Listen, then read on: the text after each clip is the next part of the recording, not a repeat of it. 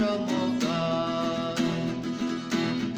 Pesmica naša srca oglaša, Božja ljubezen prenaj iz nas.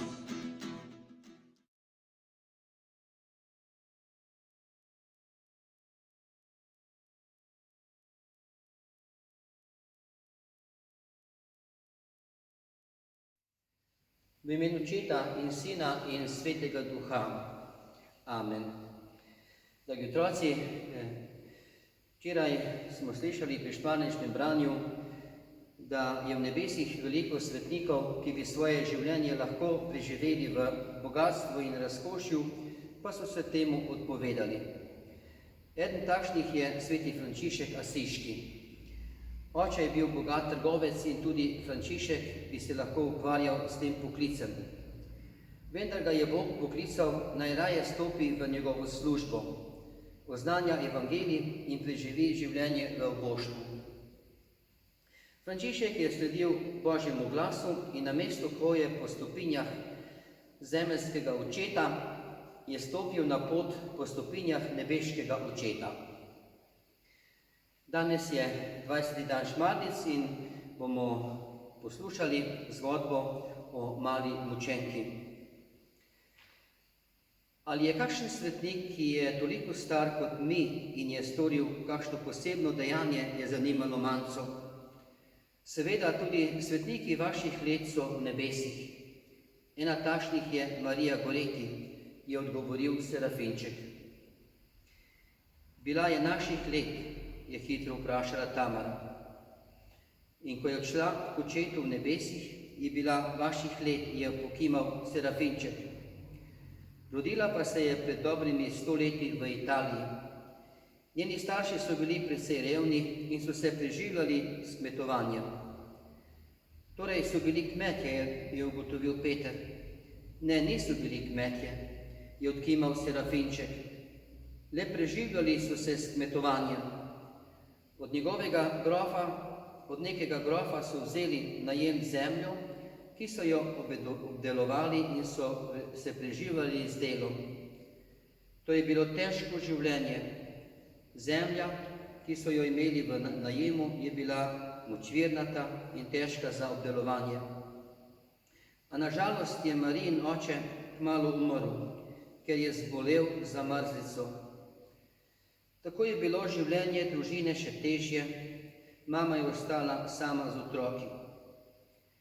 Ko pa je Marija postala svetnica, in kako je postala svetnica, je zanimalo Manco. Imeli so 2 soseda, očeta in sina. Sinu je bilo ime Aleksander in je bil kakšnih 8 let starejši od Marije. Sta tudi ta 2 imela zemljo v najemu, je vprašala Tamara. Da, tudi ona 2 sta imela zemljo v najemu. Trdo so morali delati od jutra do večera. Le nedelja je bila dan počitka. Takrat so zgodaj zjutraj odšli v bližnje mesto k maši. Marija je bila skrben otrok, pomagala je svoji materi in zelo rada je molila. Tako so minevali tedni in meseci. Aleksandrov oče je pogosto pregloboko pogledal v kozarec in je bil precej prepirljiv človek. Aleksander je bil pogosto zaprt v svoji sobi in je bral razne časopise. V glavo se mu je naselila pohotna želja po Mariji Goreti. Začel je govoriti opolske stvari in jo nadlegovati.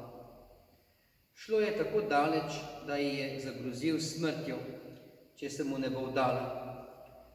To svojo grožnjo je tudi uresničil, ker se mu ni hotela vdati, jo je v besu večkrat zabodel. Grozno se je zgrozila Manca. Res je grozno, vendar mu je Marija na smrtni postelji odpustila in obljubila, da bo zanj prosila pri Bogu. Jaz ne vem, če bi to zmogel, je Peter zmajal z glavo. Tudi njena mati mu je odpustila, ko so ga obsodili. Ker Bog ljudem odpušča njihove grehe, so tudi ljudje dolžni odpuščati drug drugemu. Zato mu je mati odpustila. Obsodili so ga na 30 let zapora. Če je bil star 21 let, bi ga zaprli do smrti.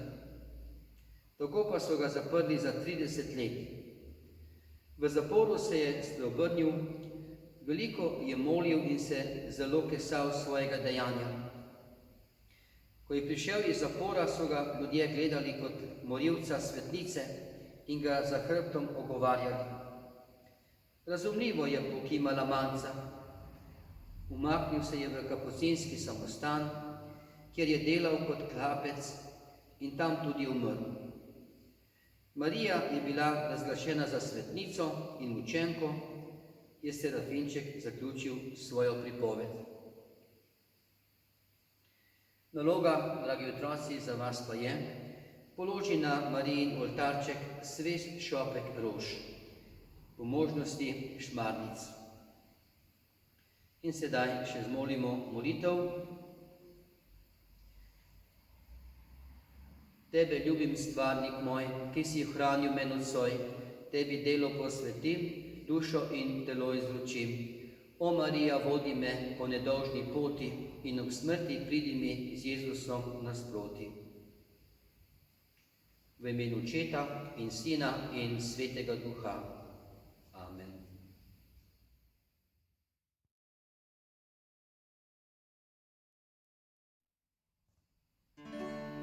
Na poti skozi življenje ti nisi nikdar sam.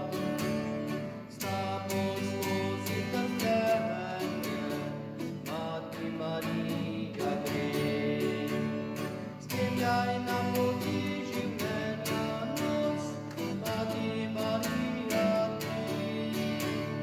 Spremljaj na poti